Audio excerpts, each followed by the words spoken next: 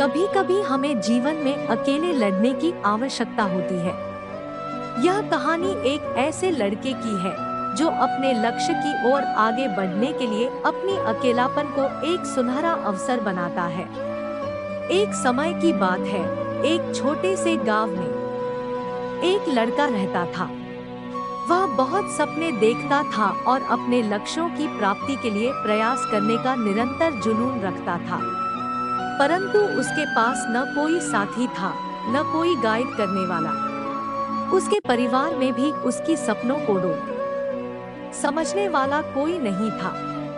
इसलिए उसे लगता था कि वह अकेलेपन की जंजीरों में बंद है और उसके सपने अधूरे रहेंगे।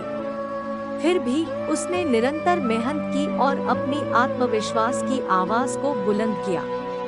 उसकी इच्छा शक्ति और संघर्ष ने उसे सही दिशा में आगे बढ़ाने की शक्ति दी। इसलिए उसे लगता था कि वह अकेलेपन की जंजीरों में बंद है और उसके सपने अधूरे रहेंगे।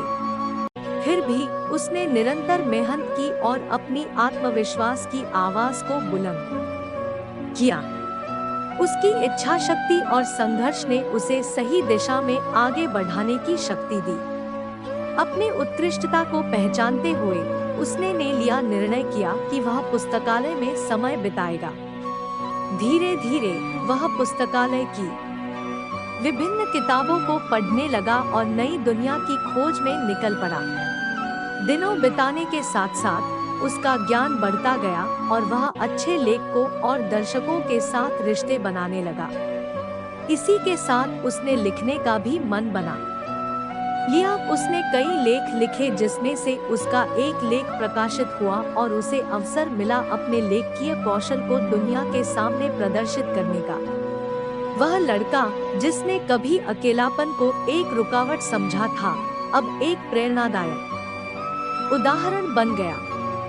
लोग उसे मान्यता देने लगे और वह लड़का अपने लक्ष्यों की ओर अग्रसर होने में सफल हुआ। इस कहानी से हमें यह सीख मिलती है कि अकेलापन को एक सुनहरा अवसर बनाने के लिए हमें संघर्ष करना चाहिए। हमारी संयमितता, समर्पण और मेहनत हमें अपने लक्ष्यों की प्राप्ति की ओर आगे बढ़ा सकती है।